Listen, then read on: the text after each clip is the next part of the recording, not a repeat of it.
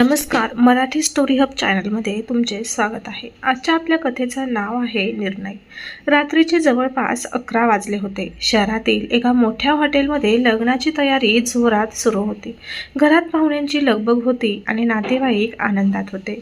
आणि काही तासात अथर्व आणि नेहाचं लग्न होणार होतं. पण त्याच रात्री एका खोलीत अथर्वसमोर असा प्रश्न उभा राहिला होता, ज्याचं उत्तर त्याचं संपूर्ण आयुष्य बदलणार होतं.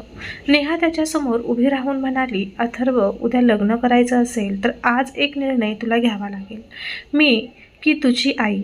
अथर्व काहीच बोलला नाही. त्याच्या डोळ्यासमोर आईचा चेहरा आला आणि त्या एका क्षणी त्याला जाणवलं की उद्याचा सूर्य उगवण्याआधी त्याला आपल्या आयुष्यातील सर्वात कठीण निर्णय घ्यावा लागणार आहे. अथर्व एका साध्या घरात वाढला होता. त्याचे वडील तो 10 वर्षाचा असतानाच वारले होते. त्यानंतर त्याची आई सुमन हिच्यासाठी आयुष्य म्हणजे फक्त तिचा मुलगा झाला होता. स्वतःच्या इच्छा, स्वतःची स्वप्न, स्वतःचं सुख तिने सगळं बाजूला ठेवलं होतं. कधी लोकांच्या घरात स्वयंपाक केला, तर कधी कपडे शिवले, तर कधी उपाशी राहून मुलाच्या शाळेची फी भरली. अथर्वला चांगलं शिक्षण मिळावं म्हणून तिने स्वतःच्या लग्नातील शेवटची सोन्याची बांगडीसुद्धा विकली होती. अथर्व मोठा झाला, शहरात नोकरीला लागला आणि पहिला पगार हातात पडताच त्याने आईच्या हातात ठेवला. तेव्हा सुमनच्या डोळ्यात अश्रू होते की ती फक्त एवढंच म्हणाली, बाळा, आज मला वाटतं माझं सगळं कष्टाचं आयुष्य सार्थक झालं. काही वर्षांनी अथर्वच्या आयुष्यात नेहा आली. नेहा हुशार, सुंदर आणि आत्मविश्वासू होती. दोघांची ऑफिसमध्ये ओळख झाली आणि काही महिन्यातच त्यांची मैत्री प्रेमात बदलली. अथर्वने सर्वात आधी ही गोष्ट त्याच्या आईला सांगितली. सुमनने मुलाचा आनंद पाहून लगेच होकार दिला. तिने नेहाला पहिल्यांदा पाहिलं तेव्हा तिच्या हातावर प्रेमाने हात ठेवत म्हणाली, आजपासून तू माझी सून नाहीस तर माझी मुलगी आहेस. नेहाही तेव्हा हसली होती. पण सुमनला कुठे माहीत होतं की काही दिवसांनी याच मुलीच्या एका निर्णयामुळे तिच्या मुलासमोर आई आणि प्रेम यापैकी एकाची निवड करण्याची वेळ येणार होती. ची तारीख ठरली आणि तयारी सुरू झाली. सुरुवातीला सगळं अगदी आनंदात होतं. पण एक दिवस नेहाची आई सुमनला म्हणाली, लग्नानंतर अथर्व आणि नेहा शहरात स्वतंत्र राहतील. तुम्ही गावातच राहिलं तर बरं होईल. सुमनने काहीही विरोध केला नाही. तिने फक्त हसून मान हलवली. पण अथर्वने हे ऐकताच स्पष्ट सांगितलं, आई माझ्यासोबत राहणार. त्याच्या या उत्तराने नेहाच्या घरात वातावरण बदललं. त्या रात्री नेहाने अथर्वला एकट्यात बोलावलं. तिच्या चेहऱ्यावर नाराजी स्पष्ट दिसत होती. ती म्हणाली, मला तुझ्यासोबत संसार करायचा आहे, पण मला तुझ्या आईसोबत राहायचं नाही. अथर्वने शांतपणे विचारलं, पण का? नेहा म्हणाली, मला माझं स्वतंत्र आयुष्य हवं आहे. प्रत्येक गोष्टीत आईची जबाबदारी, आईची काळजी, मला हे सगळं नको आहे. अथर्व बराच वेळ शांत राहिला. शेवटी नेहाने कठोर शब्दात सांगितलं, उद्या लग्न करायचं असेल तर आजच निर्णय घे. अथर्व रात्री उशिरा घरी परतला आणि त्याला वाटलं आई झोपली असेल, पण सुमन जागीच होती. अथर्वच्या चेहऱ्यावरचं दुःख पाहून तिला सगळं समजलं. तिने काहीही विचारलं नाही. उलट ती म्हणाली, बाळा, जर माझ्यामुळे तुझं आयुष्य अडत असेल तर मला सोडून दे. हे ऐकताच अथर्वच्या डोळ्यात अश्रू आले. तो म्हणाला, आई, तू मला जन्म दिलास, वाढवलंस, स्वतःच्या आयुष्याचा त्याग केलास आणि आज मी तुला सोडून जाऊ? सुमनने त्याच्या डोक्यावर हात ठेवला आणि म्हणाली, आईला मुलाचं सुख हवं असतं. मुलाने आयुष्यभर आईचं ओझं व्हावं असं नाही. त्या रात्री अथर्वला झोप आली नाही. पण पहाटे उठल्यावर त्याला एक निर्णय घ्यायचा होता.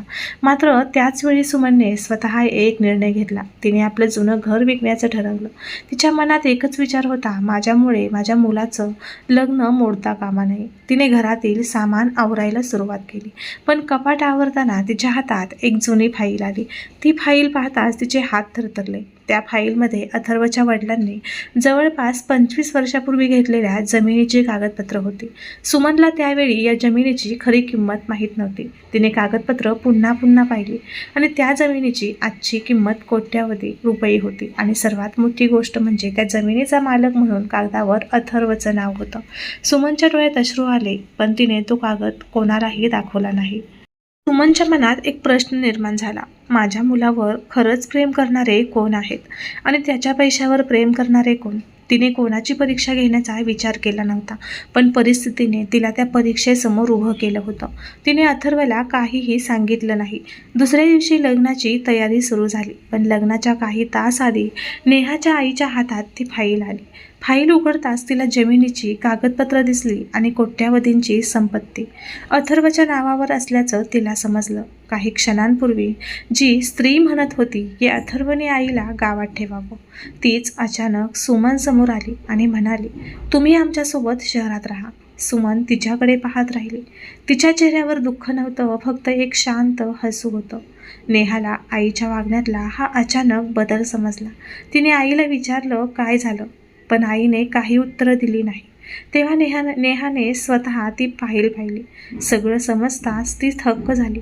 तिला आठवलं सुमनने कधीही अथर्वच्या पैशाबद्दल, संपत्तीबद्दल किंवा भविष्यातील मालमत्तेबद्दल एकही शब्द बोलला नव्हता. उलट ती स्वतःच्या हाताने शिवणकाम करून घर चालवत होती.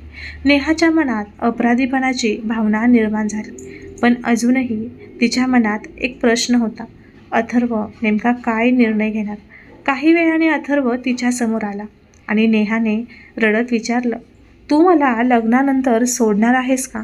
अथर्वने तिच्याकडे पाहिलं आणि म्हणाला, तुला सोडायचं मला नाही, पण माझ्या आईला सोडून तुला मिळवायचंही मला नाही. नेहाच्या डोळ्यात अश्रू आले. ती म्हणाली, पण तुला निवड करावी लागेल असं मीच सांगितलं होतं. अथर्व शांतपणे म्हणाला, हो, आणि मी माझा निर्णय घेतला आहे. नेहाचं हृदय धडधडू लागलं आणि तिला वाटलं अथर्व कदाचित तिच्यासोबतचं नातं संपवणार. पण अथर्वने पुढे जे सांगितलं ते ऐकून नेहाच्या डोळ्यात अश्रू वाहू लागले. अथर्व म्हणाला, मी माझ्या आईला सोडणार नाही, कारण ती माझ्या आयुष्यातील पहिली व्यक्ती आहे जिने माझ्यावर कोणतीही अट न ठेवता प्रेम केलं. आणि जर तू माझ्यावर खरंच प्रेम करत असशील तर तुला माझ्या आईला स्वीकारावं लागेल. मला पत्नी हवी आहे, पण आईच्या किमतीवर नाही. नेहा काहीच बोलू शकली नाही. तेवढ्यात सुमन तिथे आली. तिने दोघांचं बोलणं ऐकलं होतं. तिने अथर्वला जवळ घेतलं आणि म्हणाली, बाळा, मला तुझ्या आयुष्यात अडथळा व्हायचं नाही. अथर्व म्हणाला, आई, तू अडथळा नाहीस, मग तू माझ्या आयुष्याची सुरुवात आहेस. हे ऐकताच सुमनचे डोळे मिटले आणि तिच्या गालावरून अश्रू वाहू लागले. नेहा सुमन समोर आली. तिने तिचे हात हातात घेतले आणि म्हणाली, आई, मला माफ करा. मला वाटलं होतं तुमच्यासोबत राहणं म्हणजे माझ्यावर ओझं येईल, पण आज समजलं की तुम्ही तुमच्या मुलावर ओझं नाही, तुम्ही त्याच्या आयुष्याची ताकद आहात. सुमनने तिच्या डोक्यावर हात ठेवला आणि म्हणाली, मला फक्त एवढंच हवं आहे की तू माझ्या मुलाला माझ्यापासून दूर करू नकोस. पण त्याच क्षणी सुमनने एक मोठा निर्णय घेतला. तिने अथर्वला ती कोट्यावधींची जमीन देण्यास नकार दिला. अथर्व आश्चर्यचकित झाला आणि तो म्हणाला, आई, ही जमीन बाबांनी माझ्यासाठी घेतली होती. सुमन म्हणाली, हो, पण संपत्ती माणसाला मोठं करत नाही, योग्य निर्णयच माणसाला मोठं करतो. तिने ठरवलं की त्या जमिनीचा मोठा भाग विकून गावात गरीब मुलांसाठी शिक्षणाचं केंद्र सुरू करावं. अथर्वला आईचा निर्णय समजला. त्याने तिच्या निर्णयाला होकार दिला. नेहानेही त्याला साथ दिली. काही महिन्यातच गावात एक छोटंसं शिक्षण केंद्र सुरू झालं. ज्या मुलांकडे शाळेची फी भरणे इतके पैसे नव्हते त्यांना तिथे मोफत शिक्षण मिळू लागलं. सुमन रोज त्या मुलांकडे पाहायची आणि मनात म्हणायची, माझ्या मुलाच्या वडिलांनी त्यांच्यासाठी जमीन ठेवली होती, पण आज त्या जमिनीमुळे अनेक मुलांचं भविष्य उभं राहत आहे. अथर्व आणि नेहाचा संसारही सुखाने सुरू झाला. नेहाने सुमनला आईसारखं मानायला सुरुवात केली. सकाळी तिच्यासाठी चहा बनवणे, तिच्या औषधांची आठवण करून देणे, तिच्यासोबत बसून गप्पा मारणे, हे सगळं तिच्या आयुष्याचा भाग बनलं. एक दिवस नेहाने सुमनला विचारलं, आई, त्या दिवशी मी तुम्हाला स्वीकारलं नसतं तर. सुमन हसून म्हणाली, मग माझा मुलगा तुला गमवला असता, पण मी माझा मुलगा कधीच गमवला नसता. त्या वाक्याने नेहाच्या डोळ्यात पाणी आलं. तिला जाणवलं की आई आणि पत्नी यांच्यात निवड करण्याची वेळ येण्याआधी दोघांनी एकमेकांना समजून घेणं किती महत्त्वाचं आहे. नात्यांमध्ये जिंकणं म्हणजे एखाद्याला हरवणं नसतं, तर सगळ्यांना सोबत घेऊन पुढे जाणं असतं. काही वर्षांनी सुमन आजी झाली. तिच्या नातवंडाने पहिल्यांदा आजी म्हणून हाक मारली तेव्हा तिच्या डोळ्यात आनंदाश्रू आले. अथर्व बाजूला उभा होता आणि त्याने आईकडे पाहून हसत म्हटलं, आई, त्या रात्री तू मला एक निर्णय घ्यायला सांगितला होतास, पण आज मला समजलं खरा निर्णय तूच घेतला होतास. सुमनने विचारलं, कुठला निर्णय. अथर्व म्हणाला, तू स्वतःचं सुख सोडून माझं सुख निवडलंस. तू तुझं घर सोडायला तयार झालीस, तुझी संपत्ती इतरांसाठी वापरलीस आणि मला कधीही तुझ्या प्रेमाचं ओझं दिलं नाहीस. आई, तुझ्यापेक्षा मोठा निर्णय घेणारा माणूस मी आयुष्यात पाहिला नाही. सुमनच्या डोळ्यातून अश्रू वाहू लागले आणि तिने अथर्व आणि नेहाला जवळ घेतलं. ती म्हणाली, माझ्या मुलांनो, आयुष्यात कितीही पैसा मिळाला तरी नाती गमावू नका. कारण पैसा पुन्हा मिळू शकतो, पण मनापासून प्रेम करणारी माणसं पुन्हा मिळतीलच असं नाही. त्या दिवशी अथर्वला आपल्या आयुष्यातील सर्वात मोठा धडा मिळाला. निर्णय नेहमी 2 पर्यायांपैकी एक निवडायचं नाव नसतं, तर कधीकधी खरा निर्णय म्हणजे असा मार्ग शोधणं असतं ज्यात आपली माणसं हरत नाहीत. अथर्वने आईला निवडलं, पण त्याने पत्नीला गमावलं नाही. नेहाने पतीला निवडलं, पण सासूला गमावलं नाही. आणि सुमनने स्वतःचं सुख बाजूला ठेवलं, पण शेवटी तिला मुलगा आणि मुलगी दोघांचंही प्रेम मिळालं. काही दिवसांनी सुमनच्या तब्येतीत अचानक बिघड झाला. अथर्व आणि नेहा तिला तातडीने शहरातील मोठ्या रुग्णालयात घेऊन गेले. डॉक्टरांनी तपासणी केल्यानंतर सांगितलं की सुमनला काही दिवस पूर्ण विश्रांतीची गरज आहे. अथर्वच्या चेहऱ्यावर चिंता स्पष्ट दिसत होती. तो आईचा हात हातात घेऊन म्हणाला, आई, तू माझ्यासाठी आयुष्यभर उभी राहिलीस. आता तुझ्यासाठी उभं राहण्याची वेळ माझी आहे. सुमनने त्याच्याकडे पाहिलं आणि हळूच म्हणाली. तिला जाणवलं की ज्या मुलासाठी तिने आयुष्यभर त्याग केला तो आज तिच्यासाठी स्वतःचं आयुष्य थांबवायला तयार होता. त्या रात्री नेहा सुमनजवळ बसली होती. सुमन झोपली आहे असं समजून नेहा हळू आवाजात म्हणाली, आई, तुम्हाला माहीत आहे का, तुम्ही मला एका मुलापेक्षा खूप मोठी गोष्ट दिली. तुम्ही मला कुटुंब दिलं. सुमनचे डोळे मिटलेले होते, पण तिच्या डोळ्याच्या कोपऱ्यातून अश्रू वाहू लागले.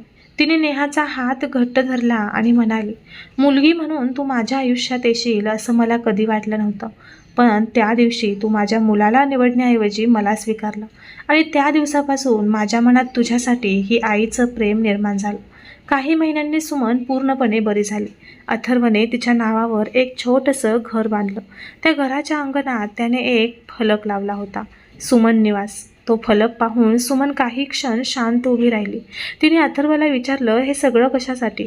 अथर्व हसत म्हणाला, आई, तू आयुष्यभर मला घर दिलंस, पण तुला कधी स्वतःचं घर मिळालंच नाही. म्हणून हे घर तुझ्या त्यागाच्या नावाने.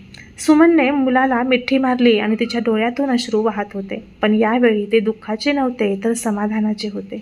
वर्ष पुढे सरकत गेली. अथर्व, नेहा, सुमन आणि त्यांचं छोटंसं कुटुंब आनंदाने जगत राहिलं. गावातील त्या शिक्षण केंद्रातून अनेक गरीब मुलं शिकून मोठी झाली. प्रत्येक वेळी एखादं मूल यशस्वी होऊन सुमनच्या पाया पडायचं तेव्हा ती फक्त एवढंच म्हणायची, माझ्या मुलाच्या आयुष्यात आलेल्या त्या एका कठीण निर्णयामुळे आज इतक्या मुलांचं भविष्य बदललं. कारण कधीकधी आयुष्य आपल्यासमोर असा निर्णय ठेवते ज्यात कोणीतरी एक जिंकणं आणि दुसरं हरणं अपेक्षित असतं.